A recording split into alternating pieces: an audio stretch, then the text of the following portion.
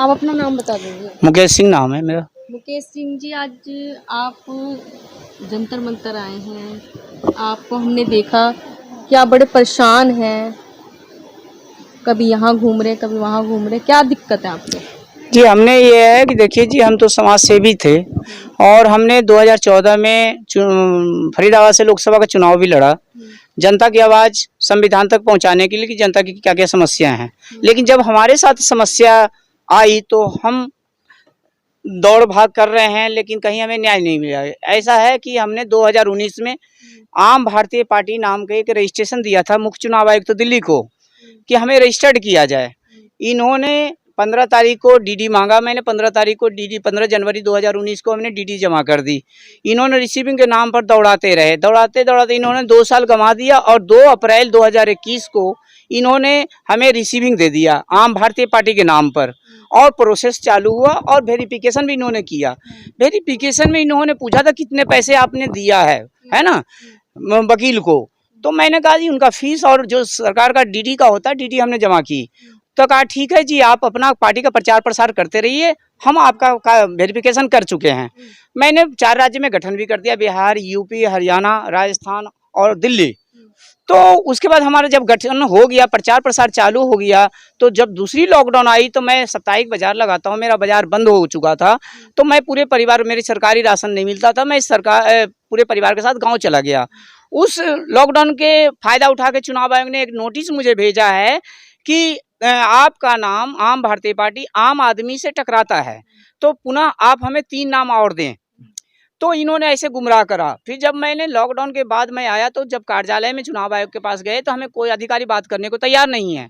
लेकिन जब हमने आरटीआई लगाया तो उसमें लिख के इन्होंने अपने बचाव के लिए दिया कि हमने 20 अप्रैल 2021 को आम भारतीय पार्टी इंदौर में कमल कश्यप के नाम को व्यक्ति को दे दिया, जबकि हमें कोई ऐसा नोटिस नहीं भेजा गया कि आपके पार्टी का नाम रद्द कर दिया गया, आप दूसरा नाम दें। उसने केवल आम आदमी से नाम टकराता हुआ दिया गया, वो भी 23 अप्रैल को। अब यहाँ पर आप ध्यान, हाँ चुनाव आयोग, आप ये ध्यान दीजिए थोड़ा सा इस पर कि 23 अप्रैल को हमें नोटिस दिया गया। उस समय तक कोई आम भारतीय पार्टी रजिस्टर्ड नहीं थी, लेकिन 20 अप्रैल को रजिस्टर्ड कैसे दिखा दिया, यानी कि ये बैक डेट से मोहर लगा दिए हैं अपने बचाव के लिए। तो यहाँ हमें झोल नजर आया, यहाँ रिश्वतखोरी की बू आ रही है। तो हमने इसके लिए चुनाव आयोग को मुकदमा दर्ज कराने की कोशिश की पार्लियामेंट में। तो पार्लियामेंट थाने में आया तो मैं 19 तारीख को 29/7 को आए, पहला लेटर दिया। तो 1 तारीख इन्होंने मैसेज दिया कि अंकित कुमार को आपका दरोगा नियुक्त किया गया है, उनसे आप जानकारी लें। लेकिन जब हम 25 तारीख को हम आए तो एक दूसरा एप्लीकेशन दिया, उन्होंने मिले नहीं तो हमने एक दूसरा एप्लीकेशन दिया कि चुनाव आयोग पर मुकदमा फिर दायर किया जाए। तो उस तारीख को भी उन्होंने नहीं मिला। जब हमने अंकित कुमार से फ़ोन पे बात की तो उन्होंने कहा कि मैं छुट्टी पर गया हुआ हूँ। फिर मैंने 19 तारीख को आया, 19/8 को भी मैंने एक मुकदमा दायर किया कि भाई इन पर मुकदमा दायर किया जाए, ताकि इन पर एफआईआर होगा तभी हम हाई कोर्ट में जा सकते हैं। और हम आप लोग के माध्यम से ये मांग कर रहे हैं कि हमारे साथ जो धोखाधड़ी हुआ है, चुनाव आयोग ने संविधान के कागजों में छेड़छाड़ की है, इन पर मुकदमा दर्ज किया जाए। और हमारा पहले कार्य शुरू हुआ है तो हमें बिना नोटिस दिए हुए किसी और को दे दिया गया। तो यहाँ भी हमारे साथ धोखाधड़ी हुआ, हमारे पार्टी की छवि खराब की गई है, आम आदमी के नाम पर हमें गुमराह करा। इन पर मुकदमा दायर होना चाहिए। और हमारी पार्टी का, आम भारतीय पार्टी, जब प्रोसेस हमारा हुआ है तो ये दूसरे को नाम देने वाले कौन होते हैं? तो हमें वो नाम वापस दिया जाए, उनका रद्द किया जाए, यानी कि उनका नाम रद्द करके आपको पुनः हाँ वापस दिया जाए। क्योंकि हमारे जन धन छन और मेरे कार्यकर्ता भी टूट गए। इन्होंने 3 साल हमारे रजिस्ट्रेशन में, पार्टी बताइए आपने? आम भारतीय पार्टी, जबकि हमारे एबीपी के नाम से फेसबुक भी बना हुआ है, सब कुछ बना हुआ, हम प्रचार प्रसार 3 साल से कर रहे हैं। अब फिर भी इन्होंने कमल कश्यप को क्यों दे दिया? आप केजरीवाल जी के पास नहीं गए इस चीज़ को लेकर? केजरीवाल जी को मैंने मेल किया, तो उन्होंने किया मेल, जैसे ही मैंने किया 20 तारीख को, तो रात में हम पर पुलिस वालों ने हमला कर दिया। क्योंकि हम रेडी पटरी लगाते हैं, लेट से बेर हो जाता है। उन्होंने 12 बजे का दलील देकर हम पर लाठीचार्ज किए, जबकि 12 नहीं बज रहा था। मैंने डीसीपी साहब को 11:58 में फ़ोन किया कि सर हम पर पुलिस वालों ने हमला क्यों कर रहे हैं, आखिर कौन करवा रहा है? तो उन्होंने कहा कि रात 12 बज रहे हैं, जबकि 12 बजा नहीं था। हमारे पर रिकॉर्ड है कि 11:58 में हमने कॉल किया है, जबकि हमारी दुकान बढ़ गई थी। लाठीचार्ज करने का कोई मतलब नहीं, ऐसे तो आतंकवादी पर भी हमला नहीं होता। आतंकवादी को भी वार्निंग दिया जाता है, लेकिन हमें कोई वार्निंग नहीं, सीधे आते ही उन्होंने लठबाजी करना चालू कर दिया, जिसका हमने FIR केजरीवाल जी तो ऐसे नहीं, केजरीवाल जी का मैं नहीं कह सकता, क्योंकि केजरीवाल क्यों करेंगे, क्योंकि उनका तो अंडर में है नहीं।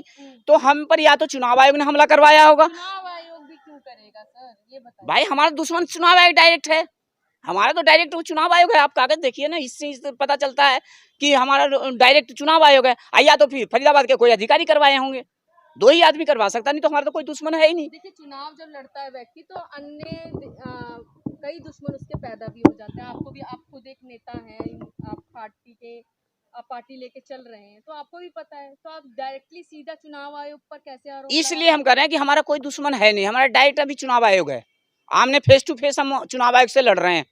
तो हो सकता है हमें नीचे गिराने के लिए आप सीधा डायरेक्टली चुनाव आयोग को चुनौती दे रहे हैं। चुनौती हम देंगे, क्योंकि हमारे साथ उन्होंने धोखाधड़ी की है, उन्होंने हमारे साथ धोखाधड़ी की है, तो हम डायरेक्ट दे रहे हैं। क्या चुनाव आयोग संविधान के अंदर में नहीं आता?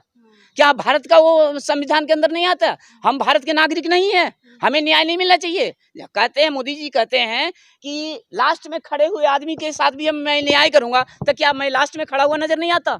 मैं कोई पाकिस्तानी तो हूँ नहीं, मैं भी हिंदू हूँ, कोई भी, मैं मुसलमान भी नहीं हूँ कि चलो हिंदू मुस्लिम की बात करें। ये लोग करते हैं लेकिन मैं नहीं करता। क्यों? क्योंकि मैं तो अभी नवनिर्मित पार्टी हूँ, मैं अपना छवि क्यों खराब करूं? तो मैं तो भारत की संविधान में एंट्री ले रखा, 2 बार चुनाव लड़ा हूं कि जनता की जो समस्या अभी जो बेरोजगारी महंगाई बढ़ रही है, आखिर उससे कौन परेशान है? हिंदू परेशान है, क्योंकि 70% 80% लोग हिंदू हैं जो नौकरी करते हैं, और नौकरी खत्म कर दी गई। तो बताइए कौन भी परेशान है? हिंदू परेशान है। फिर भी हम कहते हैं हम हिंदू। क्या पहले भारत हिंदुस्तान नहीं था? हिंदुस्तान लिखा जाता था, पहले भी हिंदू राज्य था, आज भी हिंदू है, लेकिन कुछ लोग गुमराह करके, और इनके 14 से सर, ये तो मैं देख रहा हूँ 2014 के बाद। आप चुनाव आयोग पे आरोप लगा रहे हैं, चुनाव आयोग को फायदा क्या है? फायदा ये है कि उन्होंने पैसा कमा लिया, हमारे नाम बेच दिया, अब वो अपना बचने के लिए कुछ भी कर सकते हैं, क्योंकि उन पर डायरेक्ट चुनाव मुकदमा होनी चाहिए, लेकिन अधिकारी लोग मुकदमा नहीं कर रहे हैं। आखिर कहीं ना कहीं झोल है, कहीं ना कहीं तो ये झोल है जो हमारे इंसान गरीब। किससे गुहार लगाए? हम तो प्रधानमंत्री जी को भी मैंने दिया था लेटर, गृह मंत्री जी को भी दिया था लेटर, और रक्षा मंत्री को भी दिया था लेटर, कानून मंत्री को भी दिया था कि सर हमारे साथ ऐसे ऐसे झोल हुई है, हमें इंसाफ दिलाया जाए, लेकिन वहां से भी हमें कोई रिप्लाई नहीं मिला। अब लग रहा है प्रधानमंत्री जी दे देंगे कहीं नहीं, हमें अब कहीं से नहीं। तभी तो मैं न्यायालय का दरवाजा खटखटा रहा हूँ, आपके माध्यम से FIR दर्ज करवाना चाह रहा हूँ कि दर्ज हो जाएगा तो मैं हाई कोर्ट में जाऊंगा, हाई कोर्ट से मुझे इंसाफ मिलेगा। आप ऑनलाइन कंप्लेंट डाल दीजिए। ऑनलाइन जब हम डायरेक्ट मोहर लगा के ले जाए तब इंसाफ नहीं मिल रहा, तो ऑनलाइन डालने से क्या मिलेगा? आपने ऑनलाइन दे रखा है, आम आदमी पार्टी से मिलता जुलता क्या है? नोटिस दिया है इन्होंने नोटिस दिया। आम आदमी पार्टी ने दिए? नहीं, तो चुनाव आयोग ने नोटिस दिया। पार्टी का नाम क्यों डाला इसमें? आम आदमी पार्टी का नाम गुमराह पढ़िए बढ़िया से मैडम। आपको पता है गुमराह किया आज की डेट में कौन है? कुछ भी है, मैं उतना गहराई में तो गरीब आदमी हूँ। डाला करो ना। नहीं, गुमराह किया गया वो नहीं है मैडम, गुमराह किया गया, लिखो बढ़िया से पढ़ो आप, है ना। गुमराह किया गया और इन्होंने दूसरे को नाम दे दिया, है ना। सुनिए सर, आपके पास ऑप्शंस होते हैं, आप ऑनलाइन FIR भी दर्ज करा सकते हैं, ठीक है। अगर वो भी नहीं होता है तो आप कोर्ट में सीधा जा सकते हैं 156(3) के तहत। आप वहां पे भी नहीं गए। नहीं, मैं आया हूँ पार्लियामेंट से मिलके, अभी अंकित कुमार से मिलके आया हूँ। आप 156(3) के तहत गए कोर्ट में? नहीं, यहाँ से आपकी पुलिस नहीं सुन रही तो आप कोर्ट तो जाएंगे। तो कोर्ट गए तो वहीं से तो चेयरमैन साहब भेजे कि FIR नंबर लेके आओ, उस पर हम क्रिमिनल केस बनवाएंगे। लेकिन अब यहाँ कह रहे हैं कि सिविल बन रहा है। अब बताइए, वहाँ कहते हैं कि कोर्ट कह रहा है कि क्रिमिनल केस बन रहा है, यहाँ कहते हैं सिविल। हमें तो गुमराह किया जा रहा है चारों तरफ से। तो मैं अब किसके पास जाऊँ? आपके माध्यम से यही पूछना चाहता हूँ, मैं किसके पास जाऊँ? आप कोर्ट के पास जाइए, कोर्ट ही न्याय देती है, न्यायालय है। तो हम तो कोर्ट का, तो हम तो संविधान के भरोसे ही लड़ रहे हैं, नहीं तो भागदौड़ 3 साल से कर ही रहे हैं हम तो। संविधान, लास्ट टाइम संविधान पर भरोसा है कि संविधान एक गरीब आदमी को न्याय दिलाता है या नहीं दिलाता है ना।